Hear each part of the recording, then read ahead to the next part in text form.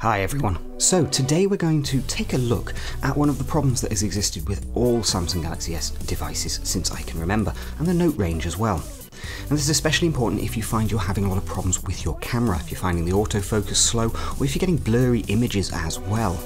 This may also help those people who are having issues with the heart rate monitor not being quite as accurate as it might be. So what are you going to need first of all? Well, you're going to need your Galaxy S6 and you're going to need a pin. Now what we're going to be doing is we're going to be having a look at this area here. This is the camera module and the infrared sensor and flash. Now what Samsung have done is added a clear piece of plastic over both of these elements.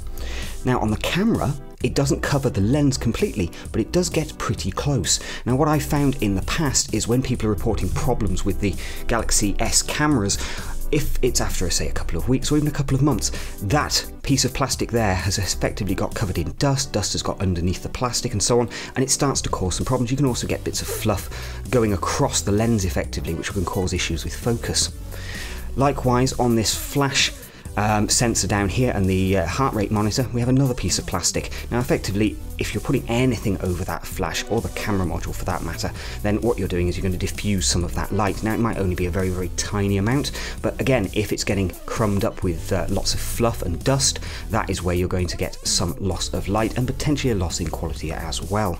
So let's go to macro mode so you can see exactly what I'm doing. Okay, so what we're going to do now is we're going to basically try and remove these pieces of plastic. Now, you need your pin at this point.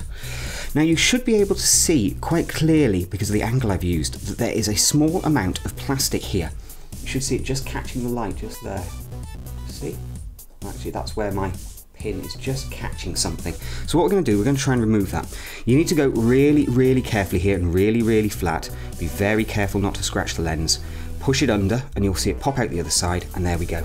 Simple as that. That gets rid of that piece of plastic. Like I say, you can barely see it, but you should just be able to see as I rotate the pin there. There's a small piece of plastic, there it is. Now, like I say, be very, very careful. You do not want to scratch this piece of the lens here, the black bits effectively. White, no problem, black is bad. Do not scratch the black. So that gets rid of that annoying piece of plastic. Now let's take the one off the LED. And this one's going to be a little bit more tricky because we can't necessarily see an easy edge. So we're just going to come in and try and lift.